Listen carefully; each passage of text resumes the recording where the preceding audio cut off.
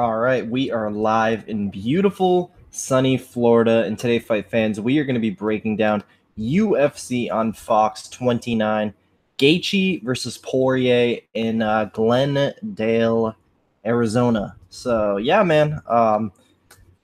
Took a Google Hangouts was giving me some problems getting this thing started, so a little bit after I wanted to get it started. But we're here. We got it working, and we have 14 fights to break down here, guys. 14 fights compared to last week's absolute monstrosity. But hey, that was a pretty good card last week, man. I enjoyed the action.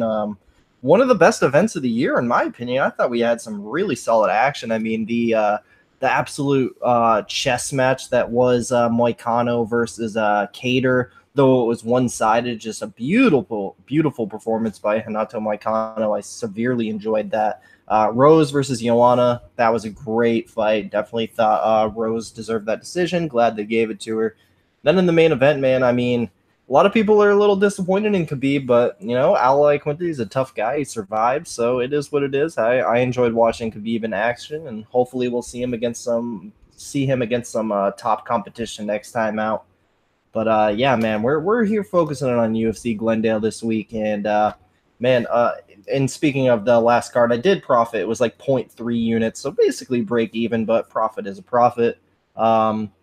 Got two bets this week, man, and I completely anticipate on them cashing very easily. I got some really good lines here, and man, these two plays, the lines that I'm going to be giving out, they are not available anymore. But man, I still think even at the current lines, well, maybe not so much in one, but dude, these are good plays, and I'm ready to cash and get this hot streak rolling, guys. So we're gonna start off with the first fight of the night, at least the first fight of the night that's listed on Tapology. I don't think there's an official fight order even yet, but I'm just going to go in the order of Tapology. So first fight of the night on here that I'm seeing, we got a Muslim Salikov minus 185 taking on Ricky Rainey plus 160. Interesting fight. I haven't really looked into it a whole lot. Just because Muslim Salahov, I feel like that's definitely going to be a hard guy to read, especially based off his first fight. He came in big favorite against Alex Garcia, who's, he's a respected UFC vet at this point, and Garcia got the upset there, showed some absolute holes in Salahov's game, his grappling primarily, so now we got Ricky Rainey in here, and I think this is a lot better stylistical matchup for him. Ricky Rainey is a striker as well, and I think the UFC knows what they're doing here. They got an exciting guy, Muslim Salahov. Let's get him an easy win. I mean, you look at the guys that Ricky Rainey has lost to, most notably in Bellator, Chidi Njokuani, Michael Venom Page. I mean, what do those two guys have in common? They're dynamic strikers. So I don't know, man. If Ricky comes in here and his grappling game is on point and he wants to take down Salikov, I think he might be able to do that. And I understand the money that was put on him, because I think the Salikov line opened a little too wide there. I think it's probably about right now. So, yeah, Rainey could come in here and grapple Salikov. He obviously has that huge hole in his game, but I think most likely what we're going to see here, probably Muslim Salikov knockout or a points-based decision via striking. So who knows, man? He might even be a decent DK play, because I mean, if he starters Ricky Rainey like I think he will, he's probably going to get a lot of points. So I'll have a little bit of each guy in DraftKings. I think good plays there in DraftKings. But when it comes to a betting perspective, I think it's definitely a dog or pass situation. But my official pick, I'm going to go with Muslim Salahov via a first round KO.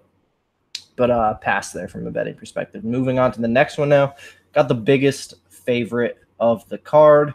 We do have Gilbert Burns minus, I can't find the damn thing, minus 550. Taking on Dan Moret, making his debut at plus 425. Didn't get to look into a whole lot of this one, man. There's not a lot out there on Dan Moret. I watched one of his RFA fights like years ago. Live, but I don't really remember a whole lot of it, and I couldn't find the fight online. I'm sure it's there somewhere, but I don't know. This really isn't a fight that I want to look into a whole lot. I mean, sure, I do think, I don't want to say I think lowly of Gilbert Burns, but he definitely does have a lot of problems, and he is a guy that I would like to fade in the future. I just think this definitely isn't the spot. I think he probably more than likely uses his grappling, gets more it down, and taps him. But even in the striking department, I think Burns might have some for him. He had some for Jason Sago. Why not this guy? But man, if that Gilbert Burns versus Olivier Alban Mercier fight happened, I think we all know what would have went down there, man. OAM has been looking sensational, and he probably would have starched Gilbert Burns. But yeah, he's probably got this one. He's definitely a rightful favorite. I think it's a little crazy at minus 550, but yeah, he should win this one. So I'm going to go with Gilbert Burns, and I will say second round Darce choke. So moving on to the next one, man. This is one of the most discussed fights of the card. Man, it says it's a prelim on here, but isn't it on the main card? I believe. I guess it's not on the main card. I guess it's not on the main card. Should be. At least it's not showing up on Tapology as a main card fight. But we got Israel Adesanya minus 275, taking on Marvin Vettori plus 235. This is an interesting one, man, because Israel Adesanya is one of the most legit best strikers in the UFC, hands down. And I talk about it a lot. I like those long, rangy guys, and that's exactly what Israel is.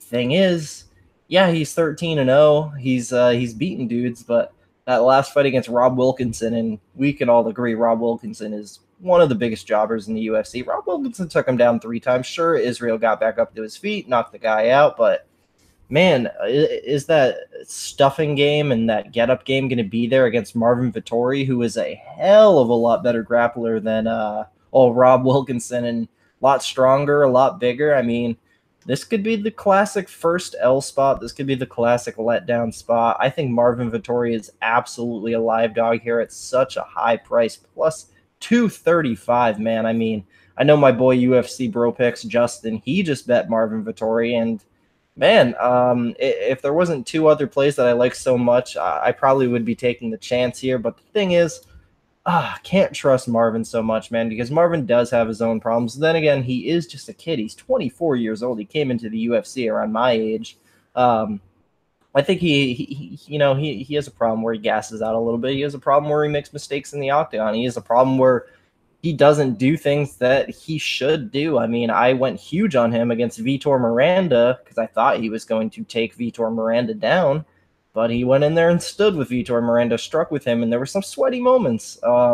So I definitely hope he does not come in here and try to strike with Israel Adesanya, because that will not go well.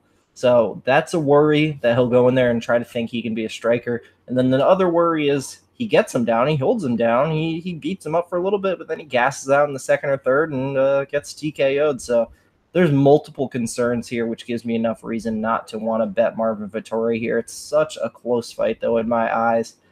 I think I'm struggling with the pick, man, but I think I do want to pick the underdog here, but I feel weird about a bet. But I'm picking Marvin. I honestly think this fight should probably be lined around pick'em, and I'm going to go with the dog. I'm going to go with Marvin Vettori to stop the hype, give him the first L, and out-grapple him to a decision, maybe even a sub. So I'm going to go with Marvin Vettori. I will say 29-28. Unanimous decision, passing from a betting perspective. When it comes to DraftKings, such a good price. How can you not go with Marvin Vettori? And even then, if Israel Adesanya wins, he's probably landing a lot of strikes, and he might even get a knockout. So there's probably a lot of potential with him there too. So I don't mind playing either guy in DraftKings there. But moving on to the next fight, man. We got Alejandro Perez plus 120 taking on Matthew Lopez minus 140. Alejandro Perez came big for me last time against Yuri Alcantara. I mean, Alejandro Perez, man, you say what you want about the guy. He's not the best fighter in the world. He's got some technical boxing, but the dude knows how to win fights, and he knows how to win fights that he probably shouldn't. I mean, he won a fight against Andrei Sukumtov where he got knocked down, I want to say 2 or 3 times in that fight, still got the victory. I mean, the guy just knows. He's a very smart fighter. He has really good fight IQ. I like this Alejandro Perez guy, and I'm always going to consider him when there's a plus sign next to his name. So I'm going to go with Alejandro Perez here by decision. Not entirely confident. There's better plays in the card. I don't quite want to take that plus 120, although it is intriguing. Matthew Lopez, I think his best course to victory here is he's got to make it dominant. He's got to make it clear. He needs to go for takedowns, hold down Alejandro Perez, and we'll see what happens, man. But Matthew Lopez has some problems on the feet. He got clipped bad against Mitch Gagnon. Now Mitch Gagnon has he's got some heavy hands, but I mean we're talking about a not one of the best strikers in the UFC, and I think Alejandro Perez could have something for him on the feet. I think he'll do a good job of moving around and picking his punches correctly and outscoring this guy. So I'm going to go with Alejandro Perez, 29-28 decision. Passing from this one altogether, I'll probably fade the fight on DK. I'll probably fade the fight. Well, I'm not going to probably. I'm going to definitely not bet this fight either way. But I got Alejandro Perez via decision. We'll see what happens. I'm definitely looking forward to that fight, man. I think it's a little underrated. So moving on to this one, man, this is interesting. We got Shayna Dobson minus 115 taking on Lauren Mueller minus 105. A lot of action has came in on Shayna Dobson. Lauren Mueller opened up a minus 190 favorite. And this is one I was looking at for a couple weeks, man. But when I went back and did tape, Lauren Mueller was not as impressive as I remember, and Shayna Dobson was a little bit more impressive than I remember. Shayna Dobson, she's got some pop behind her kicks. She's got some pop behind her punches. I think if Lauren Mueller can't take her down, out-grapple her, I think Shayna Dobson's got something for her on the feet, and I think the money that came in Shayna Dobson might be warranted. I think this is a very close fight, and it should be around pick'em odds. We'll see what happens, though, man. I'm going to go with Lauren Mueller here. I'm going to go with my initial gut pick, but I'm not confident at all. I think she should probably be around minus 120, if anything. But, yeah, I think Lauren Mueller can mix it up with takedowns, grappling, and she might even have something for Shayna on the feet. But Shayna has some hard leg kicks, man, and she might chew Lauren up with those. So we'll see what happens. It's a decent women's fight. It's not bad. This isn't going to be one where I'm definitely going to be definitely been taking a leave of absence, bathroom break, go to get a beer. This isn't going to be that fight. I actually like this fight quite a bit, and I really want to see what happens. So, yeah, I'll go with Lauren Mueller. I'll say 29-28 decision. Now, moving on to this one, man. This is going to be my first play of the night. We do have Luke Cool Hand Sanders minus 430 taking on Patrick Williams plus 345. This is an interesting one, man. Luke Sanders, it seems like this guy has all of the ability in the world. Something doesn't click. I don't know if it's mental. I really don't know what it is, but something doesn't click with the guy. He's a little chinny, if we're going to be honest. And I don't know, man. His only two losses are fights that he probably should have won in the Sukumtoth and Yuri Alcantara fight. It's just mental lapses with this guy. So I don't know, man. I think he's there physically. I think he has all the gifts in the world. Just something isn't there quite mentally. Even the Maximo Blanco fight, that wasn't you won in the first round. Don't get me wrong, up a weight class, but we're still talking Maximo Blanco, not a guy who's a little reckless and gets finished in the first round a lot, but he wasn't perfect in that fight as well. I mean, if you really look at it, Luke Sanders makes a lot of mistakes in the octagon. And when you look at the other side, Patrick Williams, I think when we think of Patrick Williams, we think about how he gasses out so badly very early in the fight, late first round, early second round. He's a dangerous guy in the first 2 minutes, man, and he's nothing to mess with when he actually has a full gas tank in him. He hurt Tom Duquin while he finished Alejandro Perez in the first round. He was looking good against Chris Beal in the first round before he gassed out and got knocked out in the second round. So the thing is, will Luke Sanders come in here and get a little overconfident, get a little cocky, make a poor decision early in the fight with Patrick Williams and get clipped, caught, and knocked out? I actually think there's a damn good, decent chance of that, man. But the thing is with Patrick Williams, if he does not get that knockout in the first couple minutes, he's going to get finished early as well. All of Patrick Williams' UFC fights have ended under that 1.5 round mark. Never seen a third round, I should say. So I think he either gets that early knockout on Luke Sanders or he's going to gas, and Luke Sanders is probably going to finish him in the second round. So that being said, I did catch the opener of the fight doesn't go the distance. It's minus 245 right now. I got it at minus 160. I put 2.5 units on that, and I believe that is to win. I want to say I gotta see. I'm terrible with my numbers here lately, guys. That is to win 1.51 units. So basically 1.5 units there, 2.5. So I got Sanders versus Williams to not go to decision. Think Williams gets that first round knockout, or Sanders takes advantage of a gassed Patrick Williams and gets a finish of his own. But my official pick, I'm going to say Luke Sanders probably gets it done. I'll say early second round. Patrick Williams is going to come in hot, look for that knockout shot. He's going to gas out, and he's probably going to get subbed or TKO'd. So no, not really a surprise there. I got the minus 430 favorite in Luke Sanders' second round submission.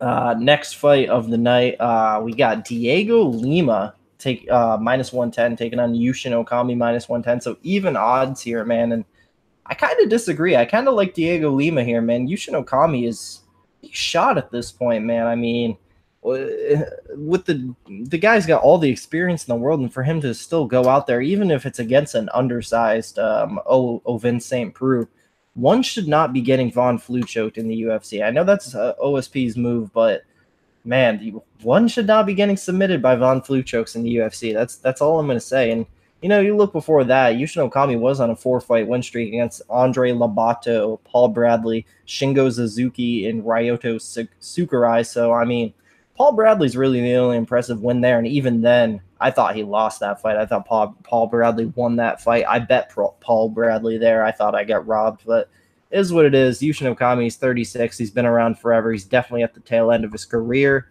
I think Diego Lima, he's in his prime. I think he might have something for him here. I mean, really, you go back and look at his last 4 fights, including the Ultimate Fighter, beats Hader Hassan, beats Gilbert Smith, beats Tom Galicchio, and then in his last fight in the UFC finale, the tough finale, he got taken down and choked out by a juice to the gills JT Money, man. So I think he's going to have some for the old man here. I think he can outstrike him. I think he can grapple him. So I like Diego Lima here. Not a whole lot of confidence because we know Diego Lima has problems. We know he doesn't have the best chin in the world. That's an understatement, if anything.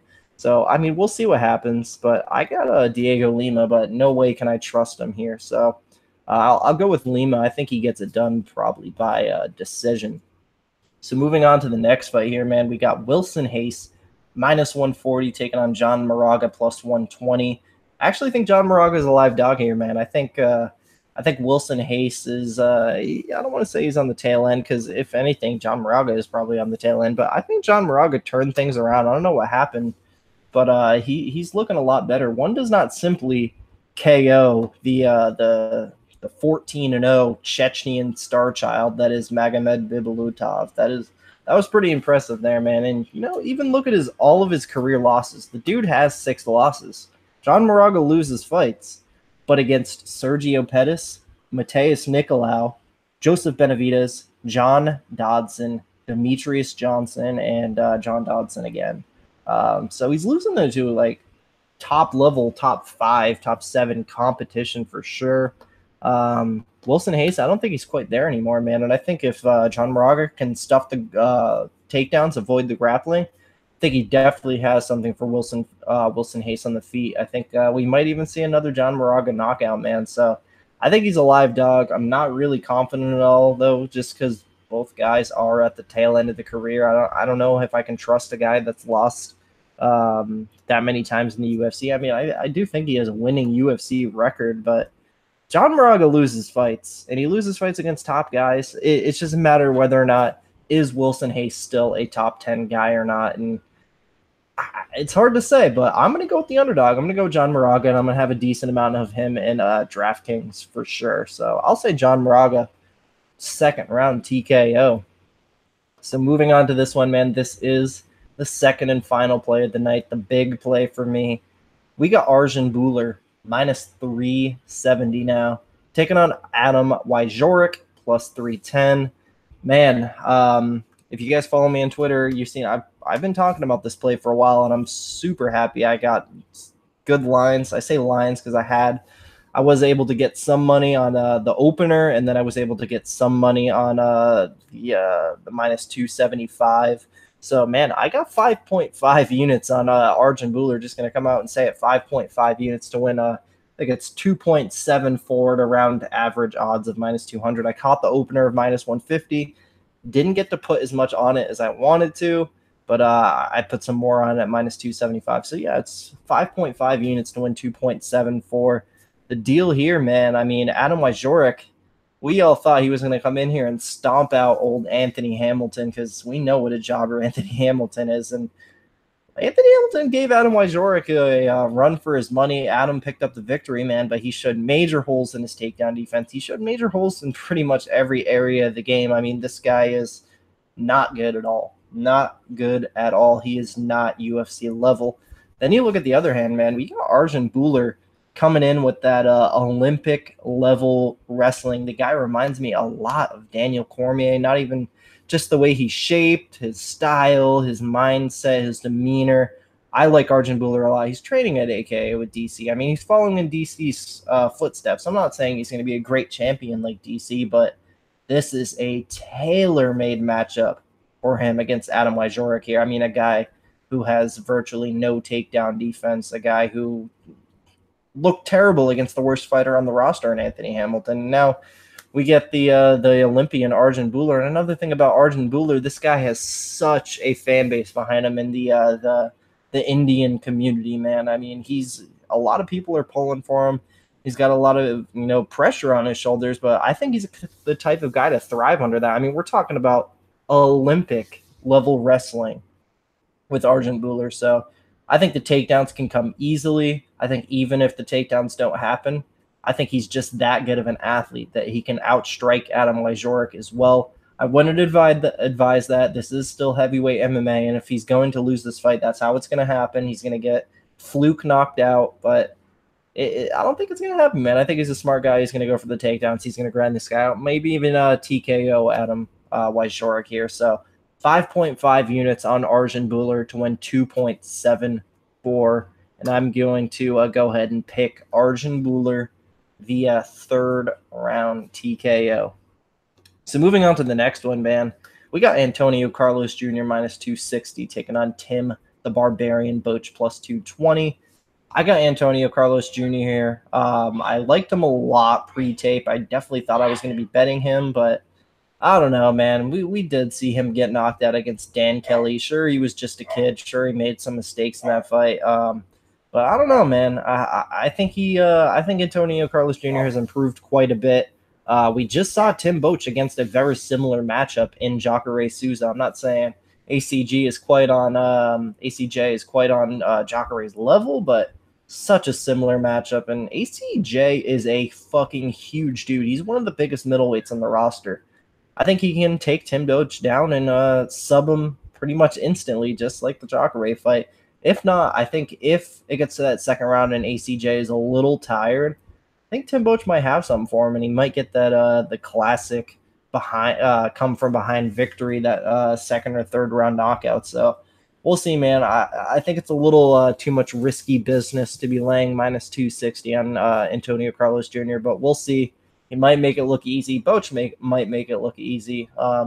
I think playing either guy on DraftKings is a wise decision because if ACJ wins, he's probably going to win a lopsided decision with a lot of takedowns or a first-round submission. If Tim Boach wins, it's going to be a knockout, and the price on him is so good. So I like both guys in DK from a betting perspective. I think it's a big old pass, but we'll see. I'm excited for the fight. My official prediction, I'll go with Antonio Carlos Jr. via first round submission. So now it says we're on the main card here. So first fight in the main card, definitely the toughest time I'm having when picking a fight for this card, man. Because we got Krzysztof Jotko plus 115 taking on Brad Tavares minus 135. Man, what do you say about this fight? I think Jotko, I don't know what it is with Jotko lately, but something's not there for him. He has all the tools in the world. I think he's a special athlete, honestly. I think Jocko, he's had so much potential, but he kind of just fell off a cliff, man. I think if we do see the best Jocko that we have seen in the past, I mean, the guy that out grappled Talus Ladies, that guy, that's who I want. I want that Christoph Jocko here. And I think if we get the best Christoph Jocko possible, who's got the right mindset, had the proper training, I think he's got something for Brad Tavares here. And I think he's a live dog.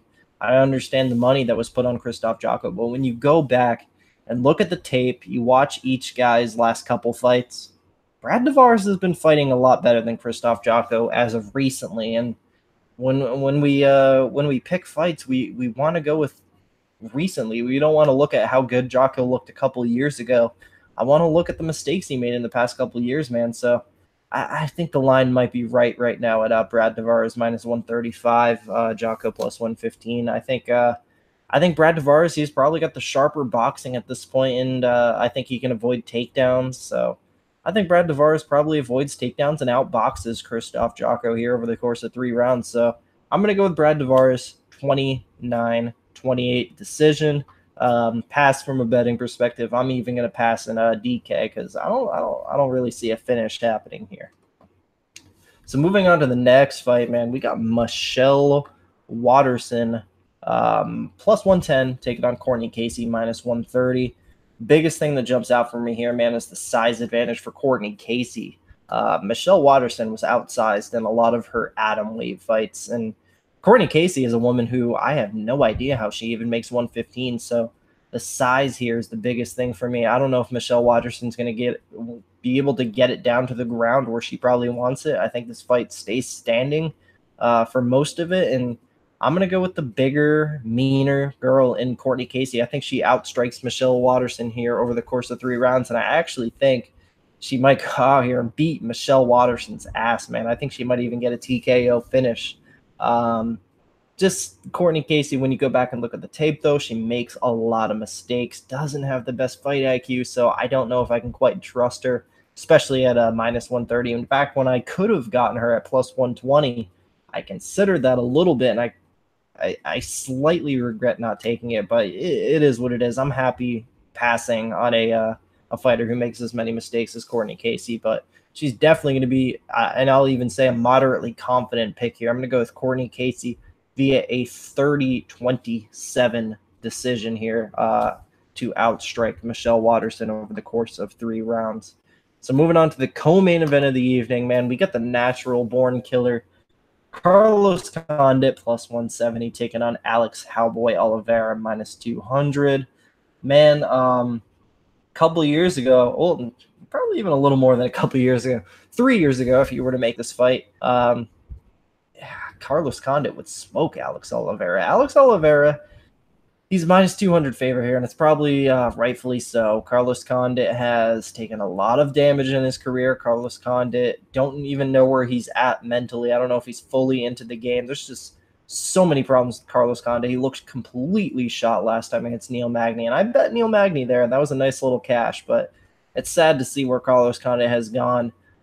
If there's anybody who's going to bring out the old tough killer, the natural-born killer, it's going to be a guy with Alex Cowboy Oliveira's style. I feel if Alex Oliveira comes in here and gets a little wild with Carlos Condit and doesn't get that knockout, Carlos Condit's going to get a little wild back, and don't be surprised if Alex Oliveira actually takes some good shots here and gets finished. I don't know how surprised I'd be, but I'm definitely counting it out. I think the line's probably right where it's at right now, man. I don't know. Even talking about a possible Carlos Condit KO, I'm still kind of questioning that. So I don't know, man. Cowboy should probably even be bigger of a favorite, if anything. I think he's got a lot more left in the career, man. I mean, Carlos Condit probably should. I mean, I don't like to tell guys when to retire, but he probably shouldn't even be fighting, man. Short notice for Cowboy Oliveira as well. I don't know, man. It's kind of a weird fight to gauge, but I'm slightly confident in Alex Cowboy Oliveira here, and I do have a decent amount of him in DraftKings. I think he probably goes out here, and I mean, honestly, if he wants to make it a pretty fight and just technically outstrike Condit, he could definitely do that. I would definitely advise doing that rather than getting wild, because if you get wild with Carlos Condit, that's where he becomes dangerous. So we'll see what happens, man. I'm going to go with Alex Oliveira, and I'll say he gets it done by a 30-27 decision. Fun fight, though. So moving on to the main event, man. 14th fight of the night, we got Justin Gaethje, plus 125, taking on Dustin Poirier, minus 145. This is a crazy fight, man, and I see most people picking Dustin Poirier. I'm actually gonna go with Justin Gaethje here, man. The way I see this fight going down, I mean, both of these guys like to brawl. Both of these guys like to hit. Both these guys like to get hit. Thing is, in that kind of fight, man, I don't know. It depends. This fight probably relies on how Dustin Poirier approaches it. It's probably his fight to lose, if anything.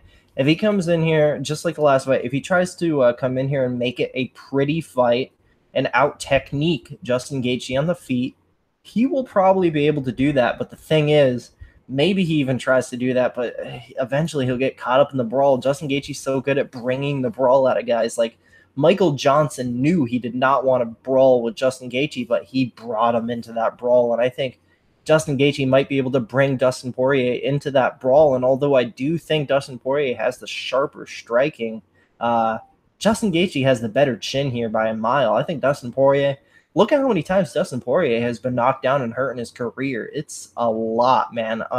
Justin Gaethje's been hurt as well, but he's only been finished once. And that last fight against Eddie Alvarez had to work for that finish, man. It was a prolonged beating, and maybe Dustin Poirier might be able to do that to him, but I think if they start to brawl, Gaethje has the better chin. He might hurt Dustin Poirier here, so I think it's an extremely tough fight to call. If anything, I think the line should be pick 'em, if anything, man. So I'm going to go with the dog. I'm going to go with Justin Gaethje here. I'm going to say he gets it done via second round TKO. I feel like as soon as Dustin Poirier starts to brawl with Justin Gaethje turns it into his fight, and he gets the knockout on Dustin Poirier. I'm going to be rooting for Poirier.